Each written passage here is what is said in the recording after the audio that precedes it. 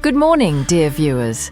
Welcome to today's powerful conversation from Spice FM's The Situation Room, hosted by Dennis Aseto, Ndu Okoh and Dennis Okari, with producer Eveline Mungai and digital editor Christine Nyamweya.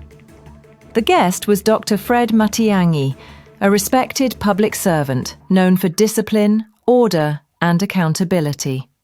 Before we dive in, we take a moment to pray for our brothers and sisters in Tanzania, that their ongoing elections be peaceful, transparent and fair, that no life will be lost in violence or demonstrations. May truth and unity guide Africa always. Now, let's look at 10 major questions asked to Dr. Matiang'i and his thoughtful, professional answers. Number 1 was about leadership and governance. Dr. Matiang'i was asked how his leadership would differ from others. He said, Kenya needs honest, firm and responsible leadership, not empty talk or blame games.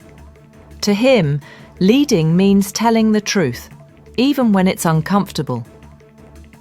He promised that if he ever leads the nation, he will manage government in the sun, meaning openly and transparently.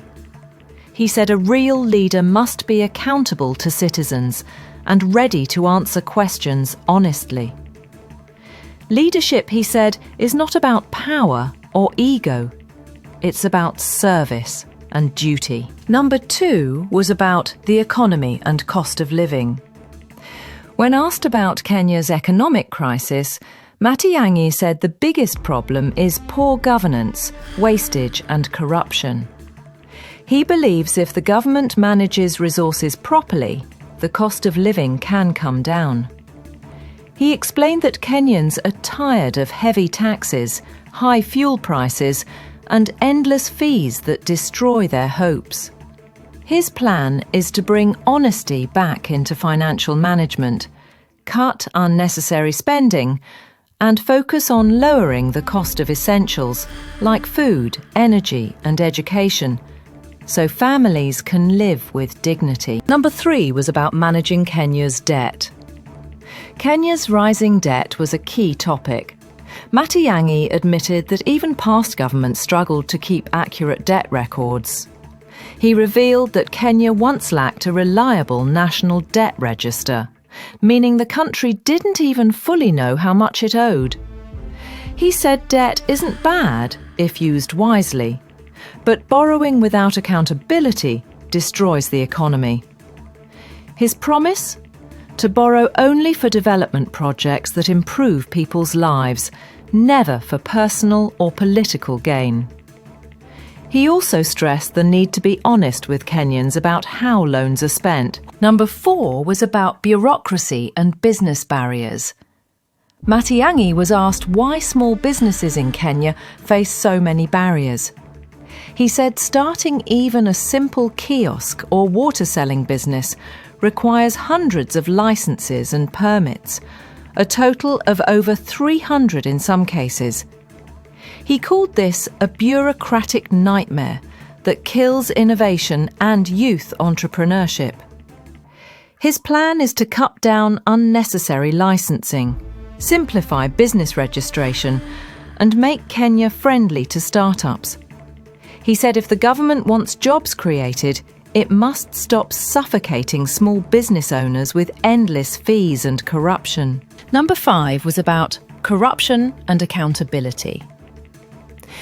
The discussion turned to corruption, one of Kenya's biggest problems. Matiang'i revealed that some investors are asked for shares in their companies or bribes by government officials before being allowed to operate. He said this behaviour chases away investors and keeps Kenya poor. His response was firm. Any minister or public servant caught in such behaviour would be fired immediately. He said there will be no excuses or cover-ups. If you cannot be accountable, you cannot serve. For him, clean governance is the foundation of national progress. Number 6 was about public-private sector partnership. Matiang'i reminded Kenyans that no government can succeed without working closely with the private sector. He recalled how during his time in government, the private sector played a major role in fighting COVID-19, from logistics to health supplies. He said real growth comes when the two sides trust each other and plan together. He criticised the current environment where business leaders are silenced or threatened for asking questions. His vision is a Kenya where government and private companies work hand in hand to create jobs and opportunities. Number 8 was about ending wastage and mismanagement. He said, "Wastage in government is shocking. Kenya spends too much money on unnecessary projects, political rewards, and inflated contracts." He criticised the habit of giving powerful positions to political allies instead of qualified professionals. He said this culture creates confusion and inefficiency in ministries. Matiang'i promised that in his leadership, competence would come before loyalty. Every public coin would be protected and used wisely. He believes if Kenya stops wastage, it will easily afford better roads, schools, and healthcare for all. Number 9 was about depoliticizing the public service. Matiang'i warned that politicizing the public service is slowly destroying Kenya. He said civil servants now fear doing their jobs because appointments and promotions depend on tribe or politics. This kills motivation and creativity. He called for a return to professionalism, where workers are respected for their skills, not their political connections. He said Kenya once had a disciplined, trusted civil service, and that must be restored.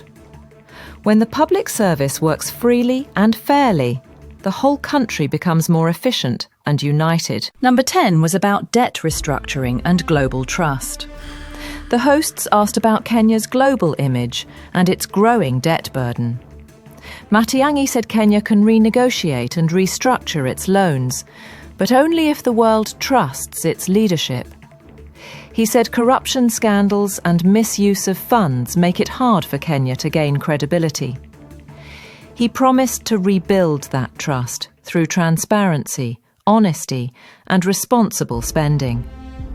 He said lenders and investors respect countries that respect themselves. Restoring trust means Kenya will attract more partnerships and reduce its dependence on painful borrowing. To sum up, Dr. Matiang'i said Kenya's real problem is not lack of knowledge, it's lack of honesty. He urged leaders and citizens to stop trading insults and start solving problems. He said unity, truth, and love for the country are the keys to progress. His voice was calm but powerful, reminding Kenyans that this is our only home. If we work together and reject corruption, Kenya can rise again. His message was simple. We can manage our country better than we are doing now.